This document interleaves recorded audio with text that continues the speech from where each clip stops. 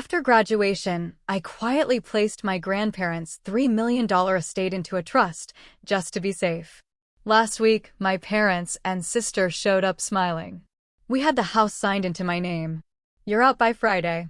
I just grinned and said, "You really think I'd let that slide?"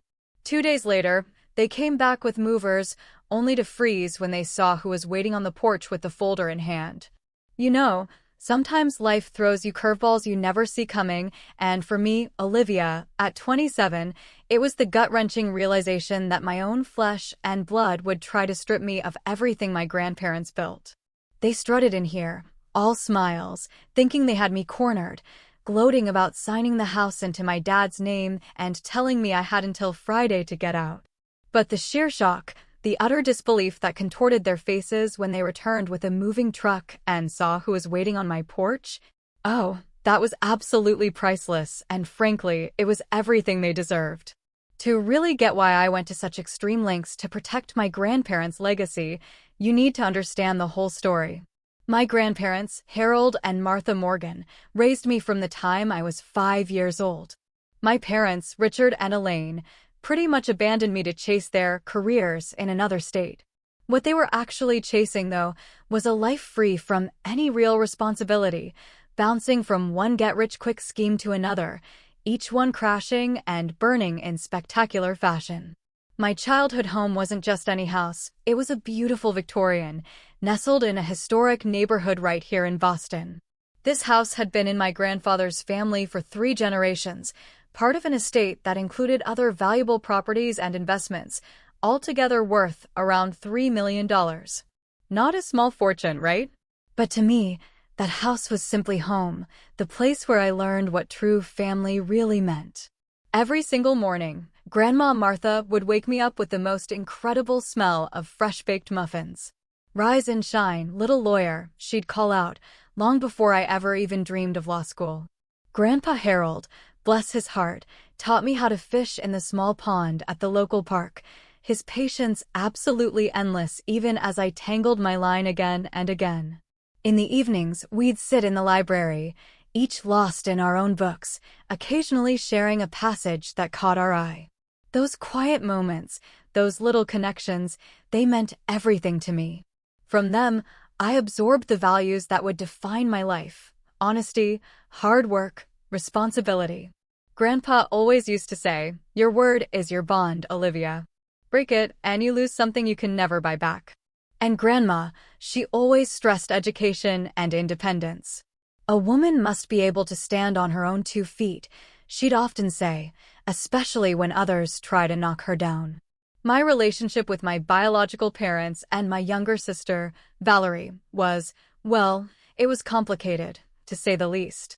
They'd show up maybe twice a year, usually around Christmas when gifts were expected, or out of the blue whenever they needed money.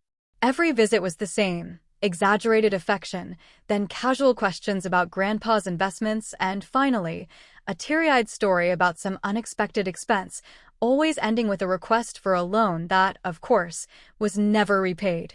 Dad had filed for bankruptcy twice before I was even 10. Mom had dipped her toes into several questionable business ventures, selling everything from miracle diet pills to timeshares. They lived way beyond their means, constantly chasing the next big opportunity that would finally make them rich. Valerie, 7 years younger than me, grew up watching and learning from them. By her teens, she'd pretty much mastered their techniques of manipulation and entitlement. "Your sister should come live with us too," Grandma once suggested after a particularly disastrous visit where Valerie had stolen money from my piggy bank. But my parents flat out refused. Valerie was their baby, the child they could manage to parent because she demanded so little actual parenting.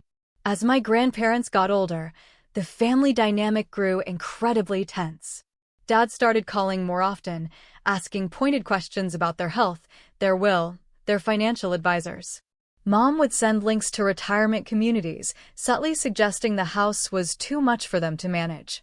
Each visit became a source of pure stress, filled with hushed conversations that abruptly stopped whenever I entered a room. Through my school years, I thrived academically, buoyed by my grandparents' unwavering support. While other kids got new phones or trendy clothes, my grandparents invested in books, museum memberships, and educational trips. When I was 16, I started working part-time at the local library to help with expenses. My grandparents insisted it wasn't necessary, but I could see how prescription costs and property taxes were straining their fixed income. My decision to study law wasn't just a career choice. It was deeply influenced by an incident in our neighborhood when I was a senior in high school. An elderly couple, the Wilsons, lost their entire life savings to their son, who had convinced them to sign over power of attorney and then emptied their accounts. The helplessness, the profound betrayal they experienced, it haunted me. I knew right then that I had to understand how to prevent such injustices, especially for vulnerable seniors. College and then law school were tough, especially as my grandparents' health began to decline. Grandpa developed heart problems, requiring multiple surgeries. Grandma was diagnosed with early-stage dementia. I chose a local university so I could live at home and help care for them, turning down scholarships to more prestigious schools farther away. During my final year of law school, I was taking classes all day, studying all night, and squeezing in medical appointments and home care in between. It was utterly exhausting, but they had sacrificed so much for me. It was simply what family does. The day I graduated from law school was truly bittersweet.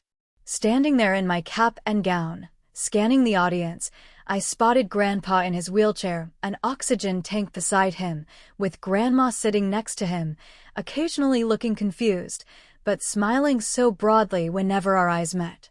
They had insisted on attending despite their health concerns. Wild horses couldn't keep us away, Grandpa had declared that morning as I helped him with his tie.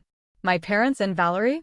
They were noticeably absent, despite receiving invitations months in advance. Mom had texted that morning with some vague excuse about car trouble. I'd stopped expecting their presence at important moments in my life a long time ago, but their absence still stung, a dull ache in my chest. After the ceremony, we celebrated at Grandpa's favorite Italian restaurant. He raised a shaky toast with his water glass to our Olivia, who makes us prouder every day. The finest granddaughter and now the finest lawyer in Massachusetts. Grandma nodded enthusiastically, adding, smart as a whip. Just like her grandfather. Their pride in my accomplishment filled me with both joy and a fierce determination to be worthy of their faith in me. During that final semester, I had taken an elective course on elder law and estate planning. What started as a practical choice, given my grandparents' situation, quickly blossomed into a passionate interest. Professor Sarah Winters, a former prosecutor specializing in elder abuse cases, opened my eyes to the terrifying prevalence of financial exploitation of seniors, often by their own family members. The greatest threat to elderly individuals' financial security rarely comes from strangers, Professor Winters told our class. 70% of elder financial abuse is perpetrated by family members or trusted caregivers. The sense of betrayal is often more devastating than the financial loss. Her words resonated deeply, chilling me to the bone. I immediately began researching protective measures, particularly irrevocable trusts, which could shield assets from predatory family members while ensuring the elderly person retained control during their lifetime. And with increasing alarm, I started noticing the unsettling parallels between the case studies we discussed and my own family situation. 2 weeks after graduation, I made a secret appointment with Nancy Hoffman, an elder law specialist Professor Winters had recommended. I brought copies of my grandparents' financial documents, which I had access to because I'd been helping manage their bills. Nancy reviewed everything carefully, her expression growing more and more concerned. "Your instincts are correct," she told me finally. "Given the pattern of behavior you've described and these recent inquiries from your father about property values, there is serious cause for concern. An irrevocable trust would offer significant protection, but your grandparents would need to establish it voluntarily. Have you discussed this with them?" I hadn't, fearing they would dismiss my concerns out of loyalty to their son. That evening, I gathered all my courage and gently broached the subject after dinner. Grandpa initially reacted exactly as I'd feared. "Richard has many flaws, but he would never try to take our home," he insisted, his voice gruff with emotion. He is still my son, Olivia. Grandma was quiet, twisting her wedding ring as she often did when anxious. What makes you think such a thing, dear? She finally asked. Reluctantly, I shared everything I had observed, the increasing frequency of visits whenever their health took a downturn, the constant questions about their investments, the not-so-subtle hints about the house being too much work.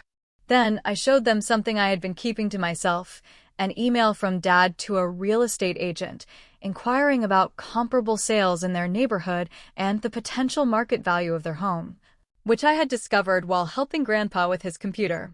Grandma began to cry quietly. He borrowed $50,000 5 years ago, she admitted, her voice trembling, for a business opportunity that couldn't wait. He promised to pay it back with interest, but when your grandfather asked about it last Christmas, he became angry. Said we were wealthy enough not to miss it, that we owed him for taking you in instead of him.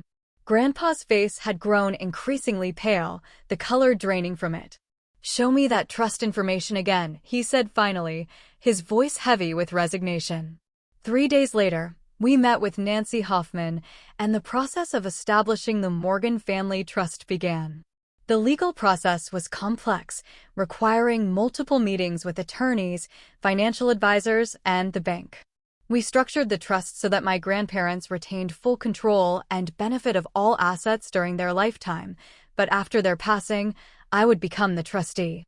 The house, their investment portfolio, and other valuable possessions were transferred into the trust's ownership, protecting them from potential claims or manipulation. Throughout the entire process, we maintained absolute secrecy. My grandparents told no one, not even their closest friends, about the arrangement. I was still living with them, working at a small law firm specializing in family law, beginning to build my career while still helping care for them. To outsiders, nothing had changed, but I slept better knowing that their legacy and home were finally protected from whatever schemes my parents might be contemplating. About 6 months after we established the trust, Grandpa's health took a dramatic turn for the worse. What we had thought was simply fatigue related to his heart condition was diagnosed as advanced-stage pancreatic cancer.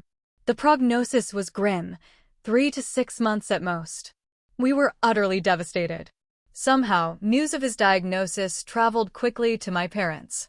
Suddenly, they began calling daily and visiting weekly, something absolutely unprecedented in all the years I had lived with my grandparents. Valerie even took a leave of absence from her job at a nail salon to help out, though her help mainly consisted of going through closets and cabinets, cataloging items of value when she thought no one was watching. One evening, I overheard a conversation between my parents in the garden. They thought everyone was asleep, but I had been up getting medication for Grandpa. Once the old man is gone, we need to move quickly before she has time to hide anything, Dad was saying. Mom is so confused these days, she'll sign whatever we put in front of her. What about Olivia? Mom asked, a hint of worry in her voice. She's always watching, and now she's a lawyer. She's a brand new lawyer with student loans and no real experience, Dad scoffed. We'll offer her a small portion to keep quiet. If she makes trouble, we'll contest any will on grounds of undue influence. After all, she's been living here dependent on them, possibly manipulating them. Who would believe her over us, the actual children? I stood frozen, the glass of water in my hand growing warm, as they continued planning how they would sell the house, liquidate investments, and finally have the lifestyle they deserved.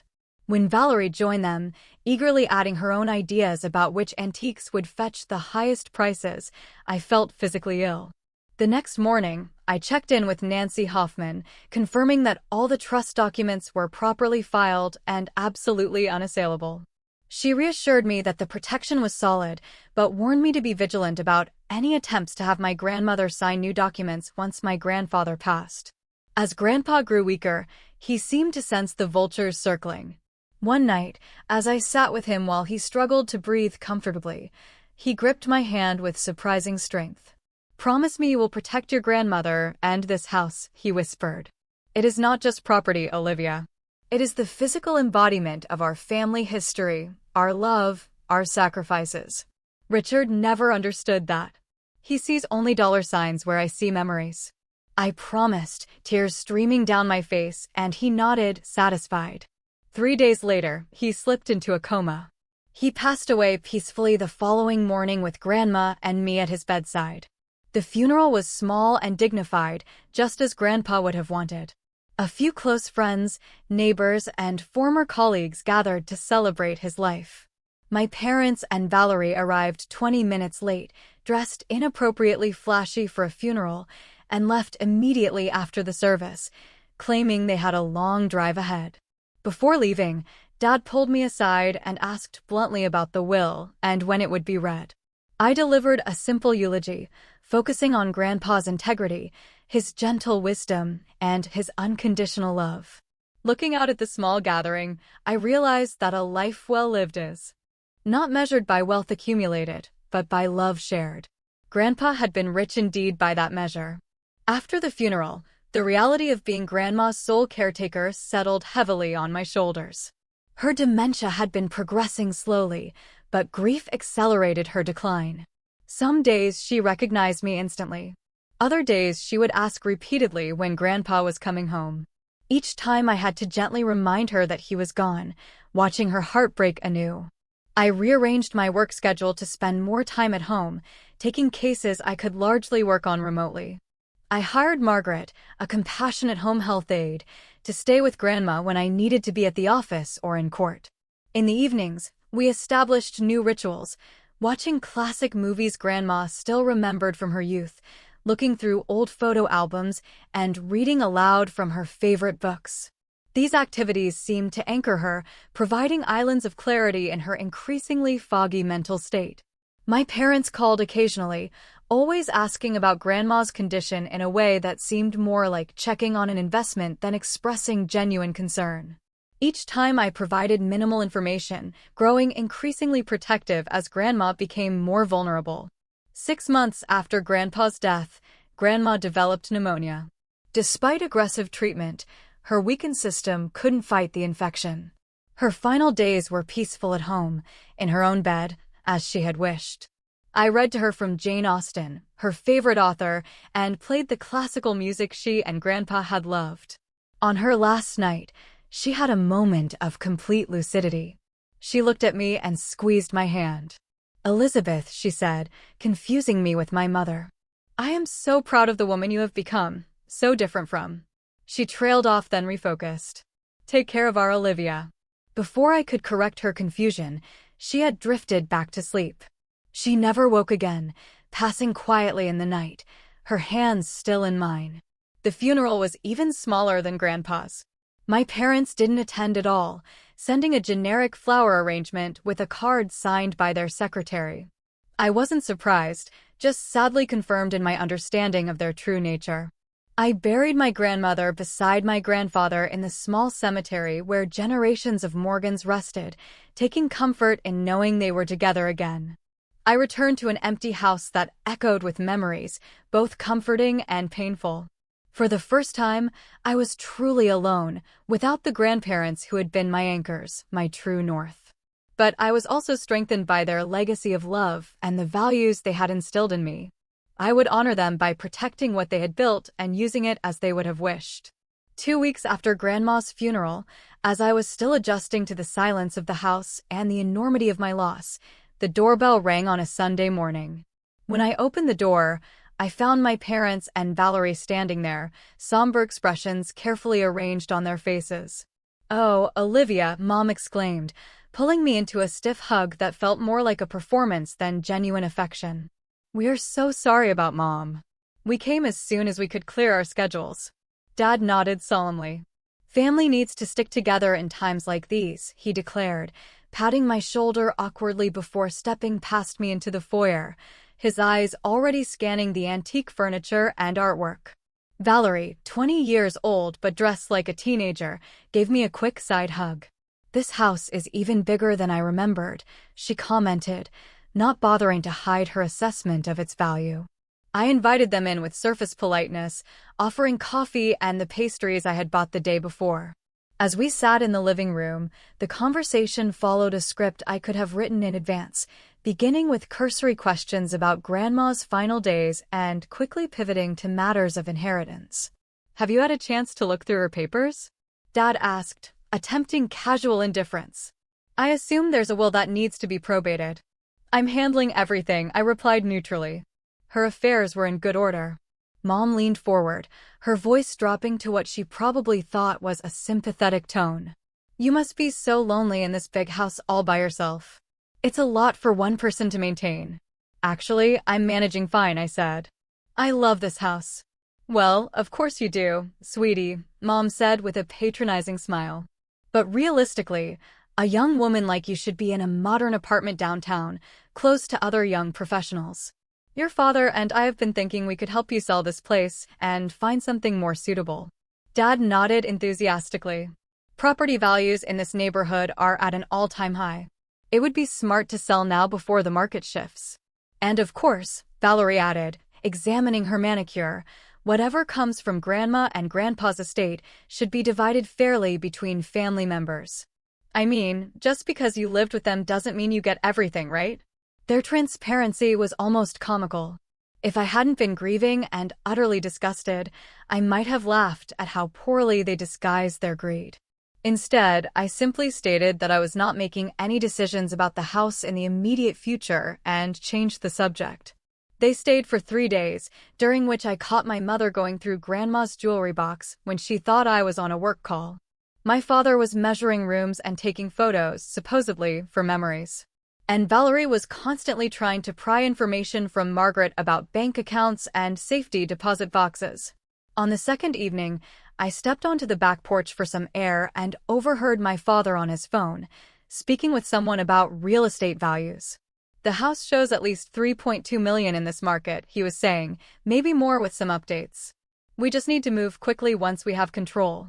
Later that night, I found a browser window left open on Valerie's laptop showing search results for challenging a trust and contesting inheritance. When I checked the browsing history, I discovered searches for local estate attorneys and how to prove undue influence.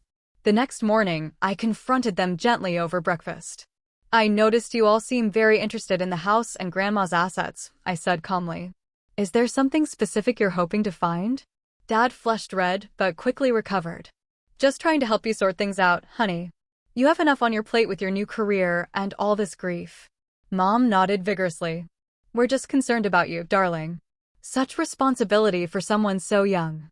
And we want to make sure everything is fair," Valerie added pointedly. Grandma and Grandpa might have been confused in their later years. I simply nodded and said I appreciated their concern, but had everything under control. They left later that day with promises to return soon to help further. The moment their car pulled away, I called Nancy Hoffman and updated her on the situation. She advised me to be vigilant but assured me the trust was secure. For several weeks, I heard nothing from them. I began to hope they had accepted the situation and moved on. I was deep in a new case at work and finally beginning to establish a routine that didn't revolve around caregiving when they reappeared without warning. All three walked up the front path as I was leaving for work, their expressions triumphant. Dad was carrying a folder of documents. "Good morning, Olivia," he said, his voice dripping with false sympathy. "We hate to do this, but we need to talk about your living situation." Mom stepped forward, her smile tight. "We found some papers in our safe deposit box. An older will that your grandparents signed years ago, leaving everything to your father as their only child. We've had it verified by an attorney," Valerie added gleefully. "We also have papers showing the house has been signed over to Dad. The trust you think protects everything? Apparently not valid when there's a prior will." Dad extended the folder toward me. "We're not unreasonable. We'll give you until Friday to pack your things. We've already lined up a buyer for the house." I looked at their smug faces, at the folder of what I was certain were fraudulent documents, and felt a strange calm settle over me. "You really think I would let that happen?" I asked quietly. Their confidence faltered momentarily, but Dad recovered quickly. "This is happening whether you like it or not. Friday, Olivia. Be out by noon." As they turned to leave, I called after them. "Before you do anything irrevocable, you might want to consult a better lawyer. One who knows the difference between a genuine will and a fabrication." Dad's face darkened. Don't threaten me, young lady. You're not the only one who knows about the law. With that parting shot, they left, utterly confident in their victory. The moment my family left with their threats and fraudulent documents, I sprang into action. My legal training kicked in, along with the fierce protective instincts my grandparents had nurtured in me. This was no longer just about an inheritance. It was about honoring my promise to protect my grandparents' legacy and finally standing up to years of manipulation and entitlement. First, I called Jake Thompson, the best litigator at my firm and a specialist in fraud cases. Can you come over tonight? I asked. My family is trying to steal my grandparents' estate with forged documents. They're giving me until Friday to vacate. Jake arrived within the hour, along with his paralegal. I laid out everything: the trust documents, my grandparents' medical records proving they were competent when signing, the journal I had kept meticulously documenting my parents' suspicious behavior, and my recollection of the fraudulent claims they had just made. If what they showed you is what I think it is, they are committing several felonies, Jake said, his expression grim. Forgery, fraud, attempted theft by deception. But we need to see those documents to be certain. My next call was to Nancy Hoffman, who had helped establish the trust. They're making their move, I told her. And it's as brazen as we feared. Nancy was reassuringly calm. The trust is ironclad, Olivia, but we should file for an emergency injunction to prevent any recording of fraudulent deeds or transfers. I'll draft it tonight and file first thing tomorrow. With my legal team mobilizing, I turned to practical security measures. I called a locksmith who arrived that afternoon to change every lock in the house. Next, I contacted a security company to install cameras covering all entrances.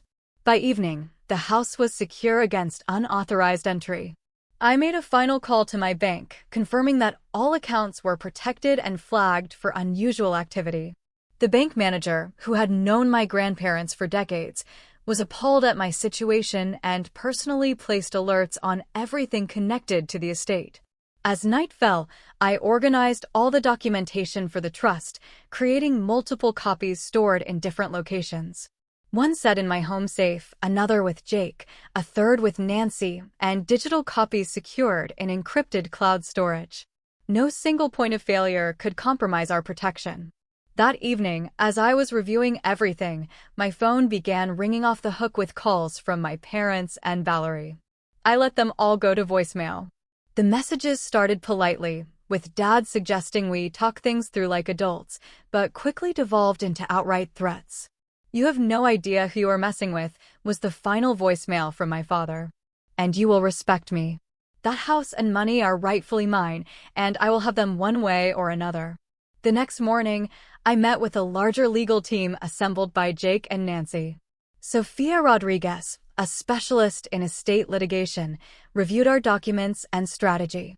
Their claim about a prior will taking precedence over the trust is completely without merit, she confirmed. Once assets are transferred into an irrevocable trust, they are no longer part of the estate to be distributed by will. Any competent lawyer would know this, which suggests they either have a very bad attorney or, more likely, no legitimate attorney at all. We developed a multi-pronged approach. First, the injunction preventing any property transfers. Second, a cease and desist letter regarding their fraudulent claims. And third, preparation for a potential lawsuit for harassment and attempted fraud if they persisted. What about the documents they claimed to have? I asked. The supposed earlier will and property transfer. If they attempt to file those anywhere, we will immediately challenge them as fraudulent, Sophia explained. We have substantial evidence of your grandparents' intentions through the properly executed trust.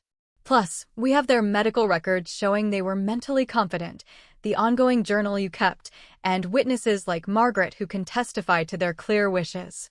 While the legal team worked, I began gathering evidence about my parents' history of financial misconduct through careful research and some contacts from law school. I documented my father's 2 bankruptcies, a tax lien, and a small claims judgment against my mother for a failed business venture where she had taken investments but never delivered products. By Thursday afternoon, my family's desperation was truly showing. Valerie posted a rambling message on social media, claiming I had manipulated our sick grandparents and stolen the family legacy. She tagged extended family members and old neighbors, trying to rally public opinion against me. My parents took a more direct approach, showing up at my law firm, unannounced, demanding to speak with me. When the receptionist explained I was in court, they refused to leave, causing such a disturbance that security had to escort them out. My colleagues were shocked but incredibly supportive.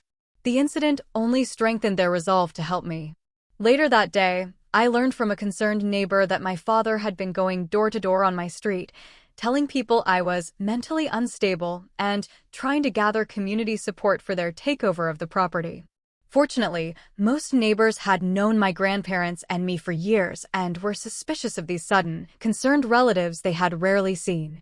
As Friday approached, I prepared for all contingencies. Jake would be at the house with me, along with Nancy and a notary public to witness any interactions.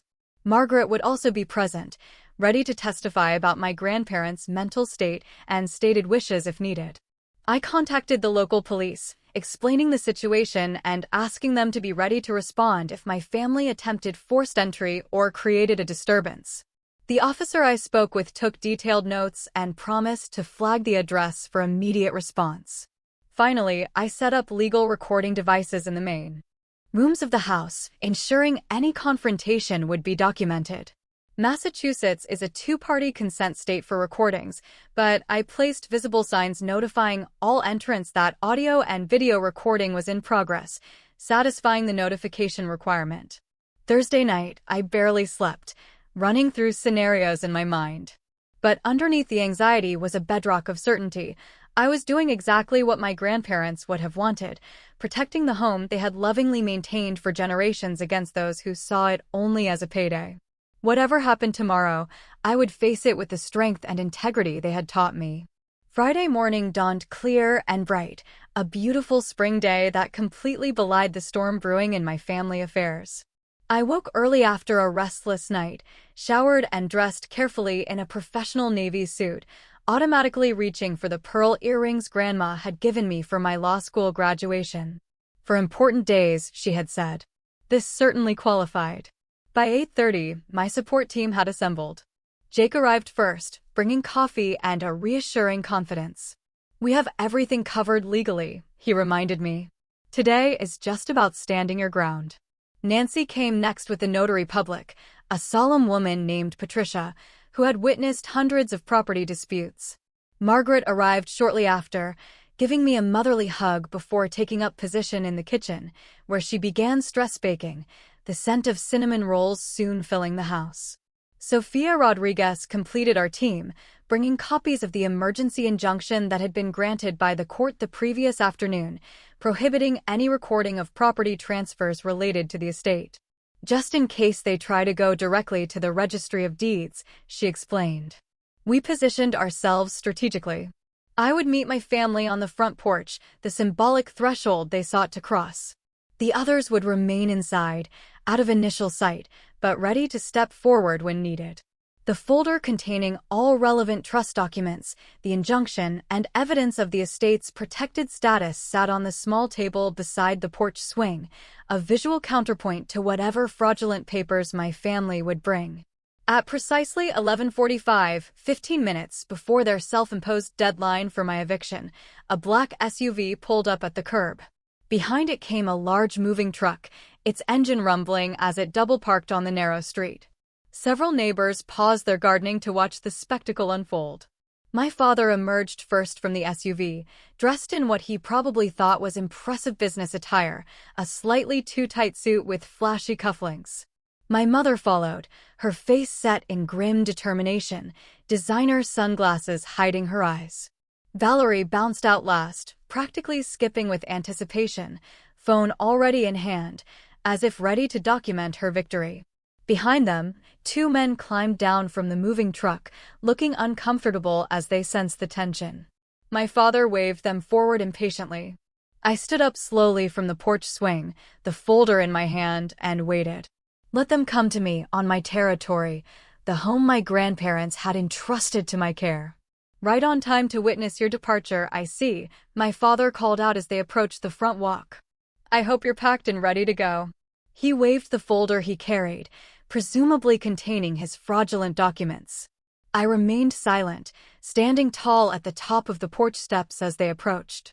Several neighbors had drifted closer, sensing drama and perhaps concerned for my welfare. We brought a truck to help with your things, my mother added in a falsely sweet voice, designed to present an image of familial concern to the watching neighbors. We know this must be difficult. As they reached the bottom of the porch steps, I finally spoke.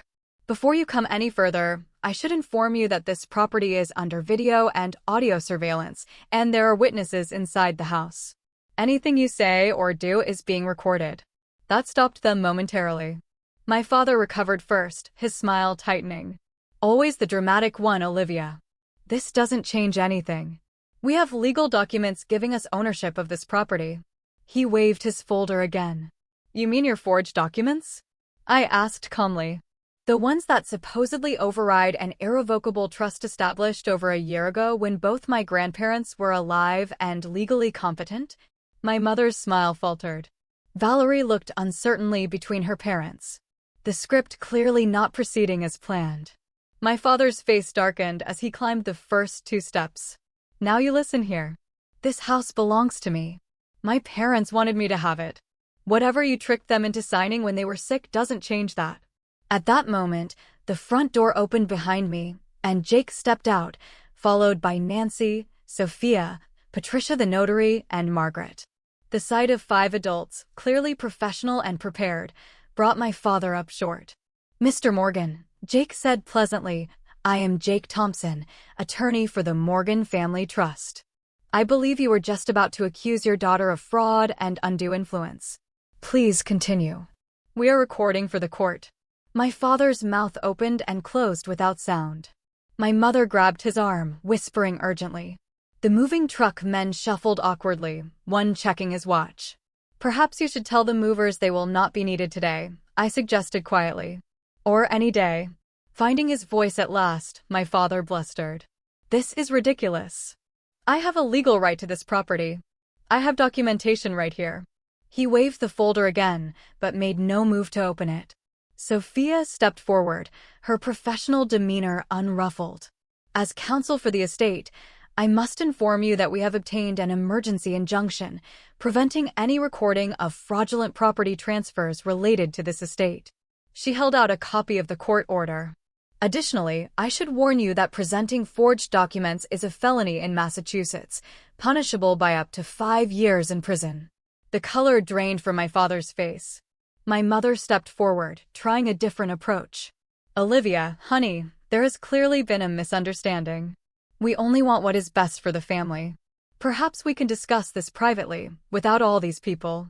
There is nothing to discuss, I said firmly. Grandma and Grandpa established the Morgan Family Trust to protect their assets and legacy. All properties and investments are held by the trust, which I manage as the designated trustee. This was their choice, made freely while they were alive and well. Any documents you have claiming otherwise are fraudulent. My father's frustration boiled over. This is not over, Olivia. I am your father. That counts for something legally. I will fight this to the Supreme Court if necessary. I will make sure everyone knows how you manipulated 2 elderly people. Your reputation will be ruined. Jake stepped forward again. Mr. Morgan, are you threatening to file frivolous lawsuits and engage in defamation? Because that would constitute harassment and possibly extortion. Should I add that to the record? The moving truck driver approached cautiously. Sir, we're on the clock here. Are we moving anything or not? My father ignored him, his face contorted with rage. You ungrateful little. After everything we have done for you. I couldn't help the short, incredulous laugh that escaped me. Everything you have done for me? You abandoned me when I was 5 years old. Grandma and Grandpa raised me, loved me, taught me everything important about life and family. You showed up only when you needed money or thought there was something to gain. The naked truth hung in the air between us. Even Valerie looked uncomfortable now, her phone lowered, no longer recording the humiliating scene. I have something else you should hear, I said, pulling out my phone. I played the recording I had made of their conversation in the garden during Grandpa's final days, their voices clear as they plotted to take advantage of Grandma's confusion and cut me out entirely. My mother gasped. My father's face turned an alarming shade of purple. "That is illegal," he sputtered. "You cannot record people without their knowledge." "Actually," Nancy interjected, "Massachusetts law permits recording if the person recording is a party to the conversation or has consent from a party." Olivia was present and consented to her own recording. Perfectly legal. By now, several police officers had arrived, responding to calls from concerned neighbors about the escalating confrontation.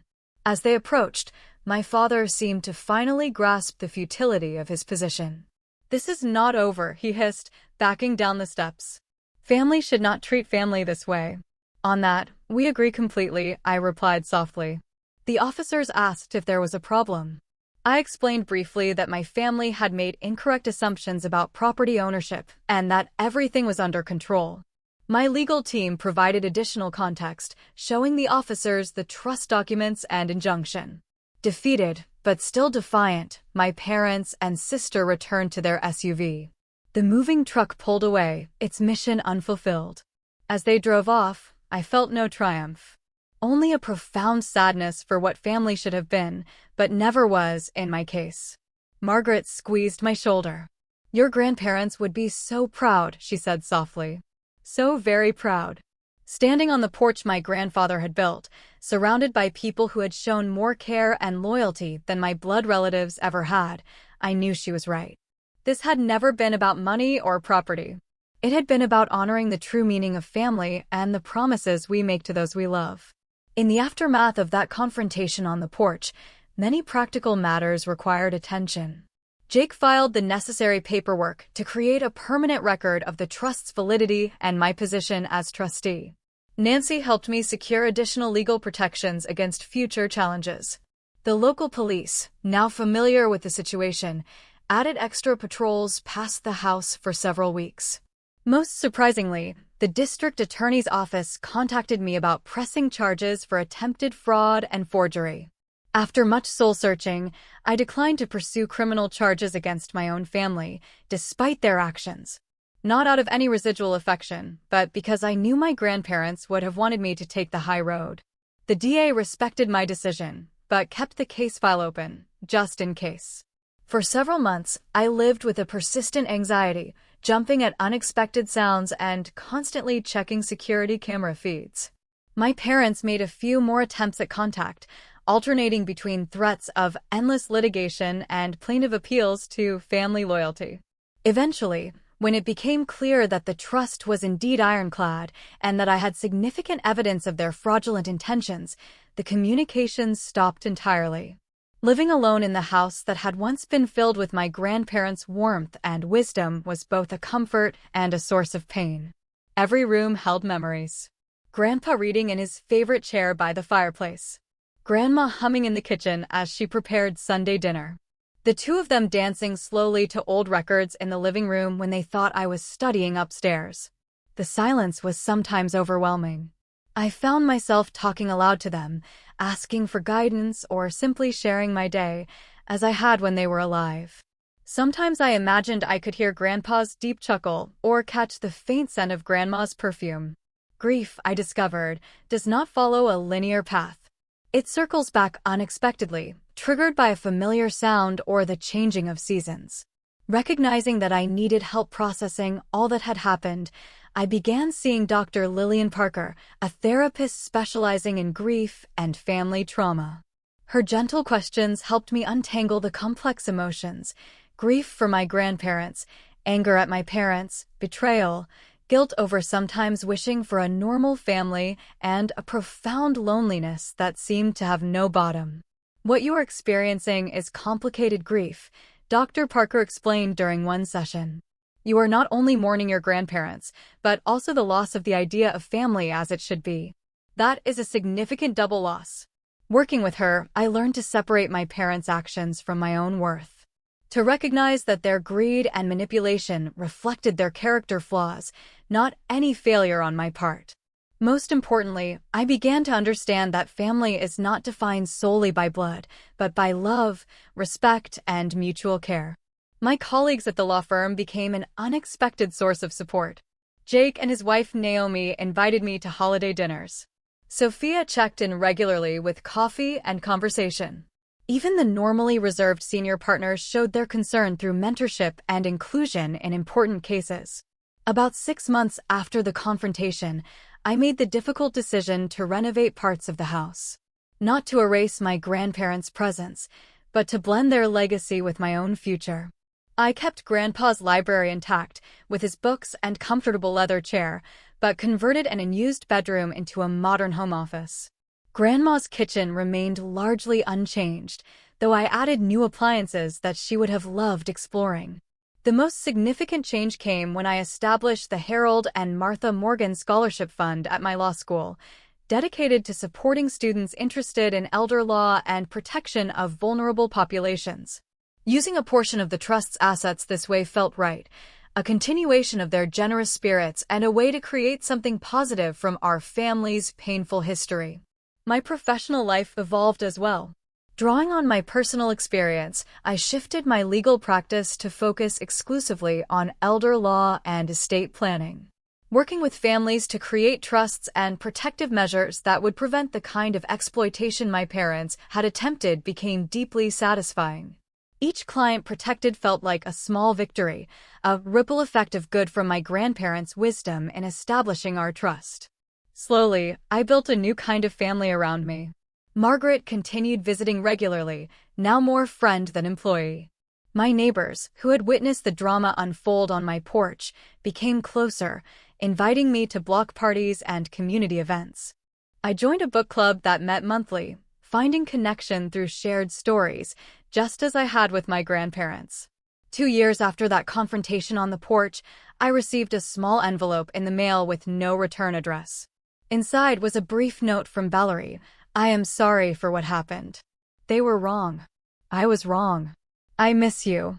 No request for money. No mention of the house or estate. Just a simple acknowledgement and what seemed like genuine regret. After much consideration, I responded with an equally brief note. "Thank you for saying that. It matters." I did not invite further contact, but left the door slightly ajar. Whether anything would come of it remained to be seen, but the exchange felt like a small step toward healing, if not reconciliation. As for my parents, I have had no contact since that day. Sometimes I see their names in my email spam folder or notice a missed call from an unknown number that might be theirs. I have made peace with the likelihood that we will never have a healthy relationship. That acceptance, painful though it was to reach, has been liberating. The most profound lesson from this journey has been understanding that family is not an automatic guarantee of love or loyalty. True family, whether related by blood or bound by choice, must be built on respect, honesty, and genuine care. My grandparents showed me what real family means. And in their absence, I have found new ways to honor that legacy by creating my own chosen family of friends and mentors. I still sit on the porch swing some evenings, especially in spring when the garden grandma loved bursts into bloom. The house no longer feels empty, but filled with both memories and new possibilities. The trust my grandparents established protected more than just property. It preserved a foundation from which I could rebuild and grow after loss. For anyone facing similar challenges with family and inheritance, my advice is simple: document everything. Trust your instincts. And remember that protecting yourself against exploitation honors those who truly loved you. Standing firm against those who would take advantage of the vulnerable is not selfish. It is an act of courage and integrity.